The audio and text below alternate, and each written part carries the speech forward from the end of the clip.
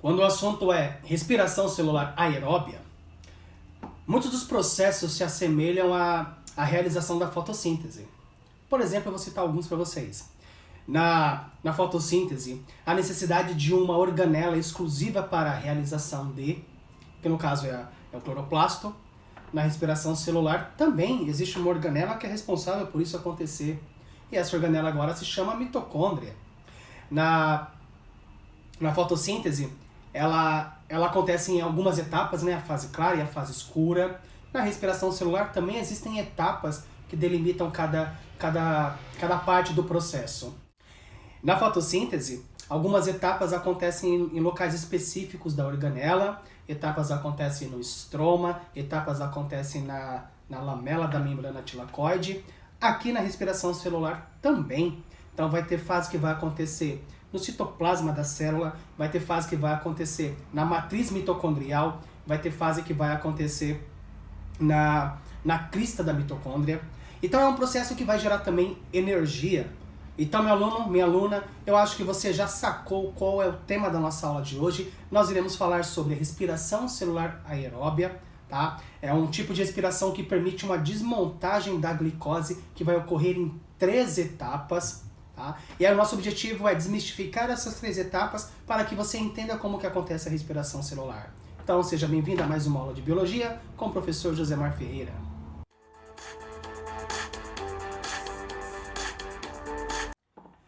Então vamos conhecer essa organela, né, que é responsável pela respiração celular aeróbia. Então, aqui para vocês está apresentada uma mitocôndria, tá? Essa mitocôndria, ela é uma organela que ela é delimitada então por 2 membranas. A membrana mais externa dela é bem lisa, enquanto a membrana mais interna ela forma várias dobras, e essas dobras são chamadas de cristas mitocondriais. O espaço interno que existe na mitocôndria, ele é ocupado por um material de preenchimento que é chamado matriz mitocondrial. E nessa organela acontecem as segunda e a terceira etapas da respiração celular. A segunda etapa, que é chamada de ciclo de Krebs, vai acontecer na matriz mitocondrial, enquanto a terceira etapa, que é chamada cadeia transportadora de elétrons, vai acontecer então nas cristas. E aí o aluno pergunta, e a primeira, professor, onde que ela acontece? Boa pergunta. A glicólise, né, a quebra da glicose em moléculas de ácido pirúvico, vai acontecer no citoplasma. Beleza? Agora que você já conheceu o nome das etapas, agora que você já sabe aonde elas ocorrem, vamos então entender cada uma delas. Beleza? A primeira etapa chama-se glicólise. Sempre vale relembrar que a palavra lise no final significa quebra, né? Então, nesse caso, é a quebra da molécula da glicose. Se você relembrar da fotossíntese, a molécula química da glicose é essa que está aparecendo aqui para vocês, tá? C6H12O6. E aí, essa primeira etapa, que é chamada glicólise, ela ocorre no citosol. E para essa etapa acontecer, vão acontecer aí em torno de 10 reações consecutivas, tá? Nessa glicose. E aí se destaca então 3 pontos principais, 3 pontos chaves, tá? Primeiro ponto chave. Nessa etapa, que vai ocorrer no citosol, vai haver aí o fracionamento, vai haver a quebra da molécula de glicose. Essa molécula de glicose, ela tem 6 átomos de carbono. Ela vai ser quebrada, ela vai ser transformada em 2 moléculas de ácido pirúvico. Tá? Esse ácido pirúvico, palavra nova para vocês, hein? Esse ácido pirúvico, ele tem agora na sua molécula, como está aqui mostrando para vocês, apenas 3 átomos de carbono. Então, como são 2 moléculas de ácido pirúvico, se eu juntar os dois carbonos, 3 e 3, vão dar 6, que seria a molécula da glicose. Então, a primeira etapa é fundamental aí, primeiro ponto crucial é o fragmento, é a quebra dessa glicose em 2 moléculas de ácido pirúvico, tá?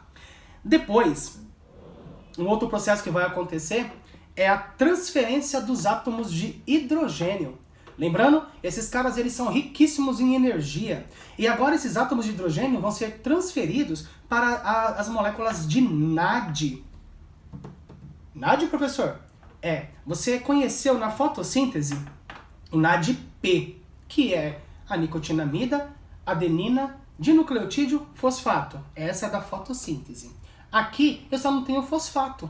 Então, na respiração, esse hidrogênio vai ser entregue para o NAD, que é nicotinamida, adenina, dinucleotídeo. Ponto. Tá? Esses hidrogênios, eles vão ser utilizados lá na última etapa da respiração celular, que é a cadeia transportadora de elétrons. E aí agora nós entramos então no ciclo de Krebs ou no ciclo do ácido cítrico, né? Tanto faz o nome. Porém, vamos sempre recordar o que foi formado na etapa anterior. Então vamos lá lembrar. No citosol aconteceu a formação de 2 moléculas de ácido pirúvico, tá? E agora esse ácido pirúvico que está no citosol, ele vai caminhar até a mitocôndria. E aí quando ele adentra a mitocôndria, ele se encontra com oxigênio. Nesse encontro do ácido pirúvico com o oxigênio, forma-se uma outra substância, que é chamada de acetil-coenzima A, ou simplesmente acetil-CoA. Tranquilo, né? Então, ácido pirúvico mais oxigênio, ele vai se converter em uma acetil-coenzima A. Simples assim. Para cada molécula de ácido pirúvico, que é convertida aí em acetil-CoA, um átomo de carbono vai ser liberado na forma de CO2. Lembra que esse carbono se juntou agora com o oxigênio. Então o carbono foi liberado, oxigênio O2, ele vai se juntar e já era. Também nesse momento aí dessa conversão, os átomos de hidrogênio vão ser liberados. E eles serão recolhidos, sabe por quem? Pelo NAD. Então o NAD é um aceptor de hidrogênio, igual o NADP lá da fotossíntese. E aí quando esse NAD agora está com o hidrogênio, ele se transforma em NADH. Viu como tem muita semelhança, como eu falei na introdução para vocês? E aí, alimentado por essa acetilcoenzima A, uma sequência cíclica de reações químicas é movimentada aí nessa mitocôndria.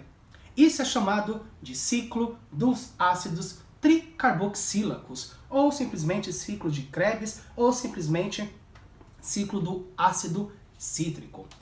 Cada volta que esse ciclo produz, uma molécula de ATP é produzida, 3 moléculas de NADH também são produzidas e uma molécula de FADH2 são produzidas. FAD? FAD também, assim como o NAD, é um aceptor de hidrogênio. E o que é certo aí então dizer, né? Como cada molécula de glicose vai originar 2 moléculas de coenzima A, de acetilcoenzima A, todas as etapas do ciclo de Krebs ocorrem 2 vezes por molécula de glicose que foi aí degradada. A maior parte aí da energia dessa glicose se encontra nos elétrons do átomo de hidrogênio. E esses, lembrando, são recolhidos pelo NAD e pelo FAD. E automaticamente eles vão se converter em NADH e FADH2. Em cada volta do ciclo de Krebs, são formados então 2 moléculas de gás carbônico para cada molécula de glicose que foi degradada. Portanto, vai ser no total aí liberado nesse processo 4 moléculas. Vamos lá entender. Então, olha só, vou repetir a frase para vocês, tá? Em cada volta do ciclo de Krebs, cada volta, são formadas aí 2 moléculas de CO2 para cada molécula de glicose que foi degradada. Se a molécula degradada gerou 2 ácidos pirúvicos, e eles vão dar 2 voltas, vão formar aí 4 moléculas de CO2 nesse ciclo. Essas 4 moléculas de CO2 que foram formadas, elas vão se misturar agora com as outras 2 que foram formadas quando o ácido pirúvico foi transformado em coenzima A. E aí então, eu tenho formado nesse momento 6 moléculas de CO2, 6 moléculas de gás carbônico. E aí o que vai acontecer com essas 6 moléculas de gás carbônico que foram aí então produzidas, né? Elas serão empregadas na fotossíntese para produzir uma nova molécula de glicose. E aí elas são devolvidas ao ambiente, e quando a mesma molécula de glicose ela é degradada na respiração celular, Isso vai impedir o esgotamento do CO2, que é responsável pela construção das cadeias carbônicas, que vão compor aí as moléculas que são orgânicas. E aí então, meu aluno, nós chegamos na terceira etapa da respiração celular, que vai acontecer agora nas cristas da mitocôndria e que é chamada cadeia transportadora de elétrons ou simplesmente fosforilação oxidativa. Para essa cadeia agora acontecer, vai ser muito importante agora a presença dos hidrogênios que foram captados na etapa anterior. Esses hidrogênios, lembrando, foram captados pelo NAD e pelo FAD, tá? Então, o aproveitamento da energia dos elétrons aí, dos átomos de hidrogênio que foram transportados pelo NADH e pelo FADH2, vai se iniciar quando ele começa a percorrer a cadeia transportadora de elétrons, ou simplesmente conhecida como cadeia respiratória, que não é nada mais, nada menos do que uma sequência de aceptores, né, que dentre eles existem os mais famosos, que são vários tipos de citocromos. Esses citocromos eles estão localizados na membrana interna aí das mitocôndrias. Cada citocromo é uma molécula grande de proteína que ela vai apresentar um anel central, né, um anel central com um átomo de ferro, que é chamado grupo M. Esse grupo também se encontra na nossa hemoglobina, né, na hemoglobina do nosso sangue. A passagem desses elétrons, né, pelos citocromos libera energia que vai ser utilizada para concentrar prótons H+, nos espaços das intermembranas mitocondriais. O retorno agora desses prótons H+, para a matriz mitocondrial vai ocorrer por meio de um complexo de proteínas que são chamados de ATP síntese. Esse complexo de proteínas ele se encontra presente na membrana interna da mitocôndria, e aí, na passagem desses prótons H+, essa energia potencial de difusão ela é convertida em energia mecânica, que faz com que esse complexo ATP síntese gire como se fosse uma turbina de uma usina hidrelétrica. E aí, a partir desse momento, vai começar a gerar energia química para a produção do ATP. Ao final da cadeia respiratória, os elétrons do hidrogênio e os prótons H+, vão ser recolhidos agora pelo oxigênio. Então, nesse caso, o oxigênio vai ser um aceptor também, tá? E aí vai se formar, então, a molécula de água. Como esse hidrogênio é o aceptor final aí dos elétrons, a produção de ATP, então, é conhecida como fosforilação oxidativa. A respiração celular aeróbica, então, de forma resumida, ela pode ser bem representada por essa equação geral que está aparecendo aqui para vocês. Agora um dado importante. O cianeto, ele inibe moléculas que contêm ferro trivalente. Então o que vai acontecer agora? Um dos citocromos que particularmente contém esse ferro trivalente é o citocromo A3, que é o último da cadeia respiratória. E aí, sendo então impedida essa passagem de elétrons pelo citocromo A3, toda a cadeia respiratória, ela para. Então, toda a produção de ATP, ela para. Da mesma forma, a falta do oxigênio nas células, que é chamada de anóxia, também interrompe toda a cadeia respiratória. E aí, a fosforilação oxidativa pode levar à morte da célula. E aí, finalizando a nossa aula de respiração celular, a gente vai fazer um balanço aí energético da respiração celular aeróbia. Então vamos entender alguns numerozinhos aí, tá? Para cada molécula de NADH que libera os seus elétrons na cadeia respiratória, 3 moléculas de ATP são formadas. Porém, se os elétrons chegam à cadeia respiratória por intermédio do FADH2, vão se formar apenas 2 moléculas de ATP. Como assim? Não formou 3? Por que formou 2? Então vamos entender esse processo, tá? Durante a glicólise, que acontece lá no citosol, tá? Durante a quebra da glicose, que vai acontecer lá no citoplasma, vão se originar aí 2 moléculas de NADH. Como ela acontece no citosol, como eu acabei de falar, e a membrana externa da mitocôndria é impermeável, o NADH não consegue adentrar. Então ele tem que dar um jeito de passar esse elétron de uma outra maneira. E aí onde vai entrar o FAD, que já está lá. Então, vão existir mecanismos de transporte que vão transferir esses elétrons.